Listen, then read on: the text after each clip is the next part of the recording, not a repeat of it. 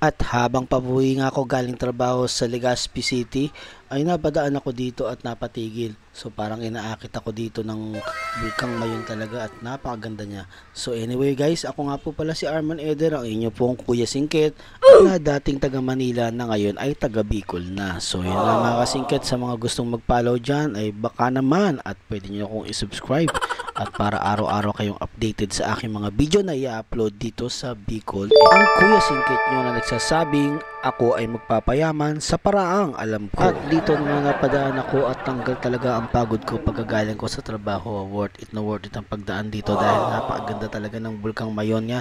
Ang magayon na salitang Bicol ay talagang napakaganda talaga ng Bulkang Mayon. Well, sabi nga nila pag dumaan ka daw dito ay talagang maaakit ka sa kagandahan ng Bulkang Mayon na to. At ang sinabi ko pa sa aking asawa pagbalik ko dito ay isasama ko na siya para kami ay pumunta doon sa Kagsawa. Talaga namang hindi mo maipaliwanag talaga ang iyong mararamdaman pag nakita mo siya. Iyan, naghahanap ako dito ng matitigilan, so kaso napakadaming sasakyan. Ito nga pala ang isang alternative route na papalabas ng Albay Bicol. So ngayon kayo ay mag-iingat dito at medyo buhangin mga nakamotor. At tayo mag-ingat sa pagdadrive baka tayo ma-slide. So ayan nga mga kasingkit at tumigil na ako dito. Ayan, tumigil ako dito at baka may nakakilala sa atin kaya medyo lumingon-lingon ako. Ayan.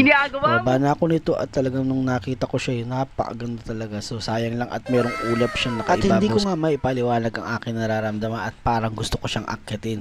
Yo, char lang. Napakainit kaya dyan. So ayan, may mga bahay dito at meron silang bantay dito. So meron din silang mga aparato dito na tutunog ito kapag ito ay nag-alarm na. Siyempre, tutunog nga, nag-alarm nga, di ba? Char. Ikaw talaga nung ano ka eh.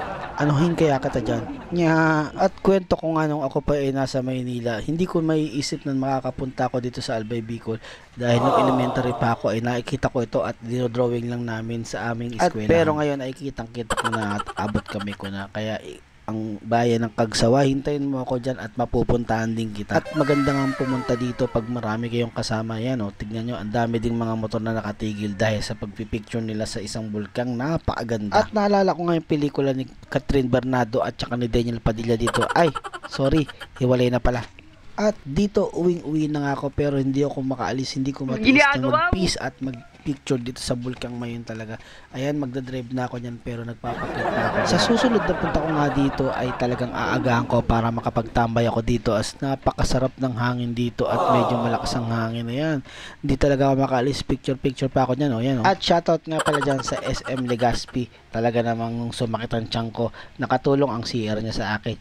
Anyway mga kasingkit, ito ang inyong Kuya Singkit Arman Eder. Sana po ay kayo mag-subscribe at mag-follow at mag-like sa aking mga video at pakishare na rin mga kasingkit. At salamat po sa panonood ninyo at hanggang sa muli po, samahan niyo po ako sa aking mga biyahe dito po sa Bicol. Salamat po.